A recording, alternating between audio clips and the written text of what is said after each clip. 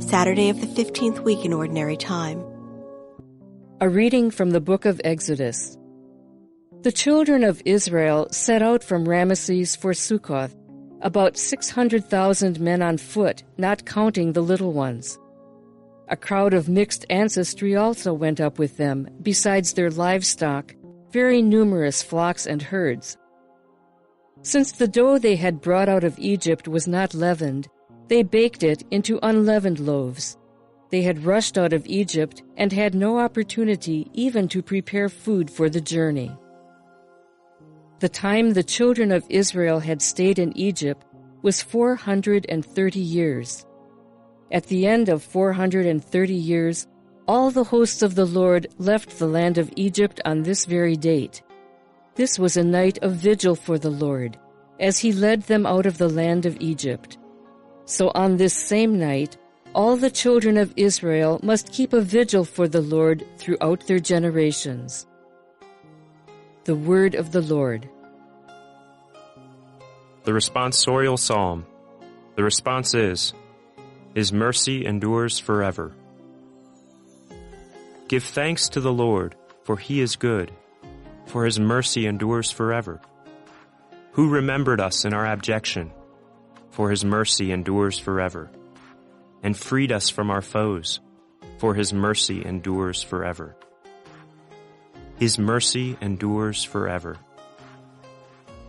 Who smote the Egyptians in their firstborn, for His mercy endures forever. And brought out Israel from their midst, for His mercy endures forever. With a mighty hand and an outstretched arm, for His mercy endures forever. His mercy endures forever. Who split the Red Sea in twain, for His mercy endures forever. And led Israel through its midst, for His mercy endures forever. But swept Pharaoh and his army into the Red Sea, for His mercy endures forever. His mercy endures forever. A reading from the Holy Gospel according to Matthew. The Pharisees went out and took counsel against Jesus to put Him to death. When Jesus realized this, He withdrew from that place. Many people followed Him, and He cured them all, but He warned them not to make Him known. This was to fulfill what had been spoken through Isaiah the prophet. Behold my servant, whom I have chosen, my beloved, in whom I delight. I shall place my Spirit upon Him, and He will proclaim justice to the Gentiles. He will not contend or cry out, nor will anyone hear His voice in the streets. A bruised reed He will not break, a smoldering wick He will not quench, until He brings justice to victory. And in His name the Gentiles will hope. The Gospel of the Lord. Saturday of the 15th week in Ordinary Time. The first reading comes from Exodus 12, 37 to 42. Yesterday we heard about the Israelite people leaving Egypt. Today we hear that there are 600,000 of them. And that means just the men, not counting women, not counting children.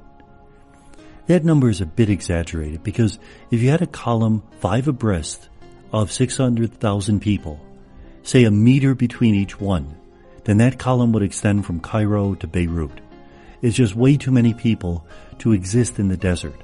We believe that there were probably more like 5,000 to 15,000 people who left, which is already a huge number, given the circumstances. We also hear that they're mixed ancestry.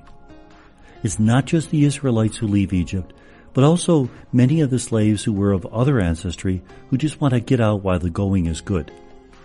In fact, when they enter the Promised Land, Joshua is going to challenge them and say to them, "You worshipped other gods while you were in Egypt. Do you want to take Yahweh as your God today?" We hear that the Israelites lived in Egypt for 430 years, and now they were free. Therefore, the Israelites were to keep a vigil to the Lord throughout their generations. Remember how yesterday I said that while that was the rule, it doesn't seem as if it was practiced all throughout the history of Israel in Old Testament times. The Gospel is from Matthew 12, 14-21. The Pharisees seek to kill Jesus. Why would they do that? Remember what Jesus said yesterday, the Son of Man is Lord of the Sabbath. By doing that, he's taking upon himself prerogatives that belong to God alone. And the Pharisees recognized that. They considered it blasphemy, so they do want to kill Jesus. Jesus withdraws from that place and goes about healing people. And we hear that this fulfills that passage taken from Isaiah. Now, the passage from Isaiah is a song of the suffering servant. These are 4 poems that were written in chapters 40 to 55 of Isaiah. 40 to 55 are called Deutero-Isaiah. They were written between 589 and 537 BC when the Israelites were in exile in Babylon. But those 4 poems were probably not written by that same author. They were incorporated into this prophecy. They speak about a mysterious figure who's meek, who's humble, who takes the sins of the people upon himself, who redeems not only the Israelites but also the Gentiles. Jewish scholars often asked, who is this person? Is it the people of Israel? Is it the prophet Jeremiah? Is it someone else? And they never received an adequate response. It is Jesus himself who took words and passages from the songs of the suffering servant and applied it to his own ministry. Whenever he said, I'm the Son of Man, he would quote Daniel 7, which speaks about his exaltation, but also these passages which speak about his death. Therefore, it is Jesus who identified himself as the suffering servant, the passage we hear today. And may God bless us.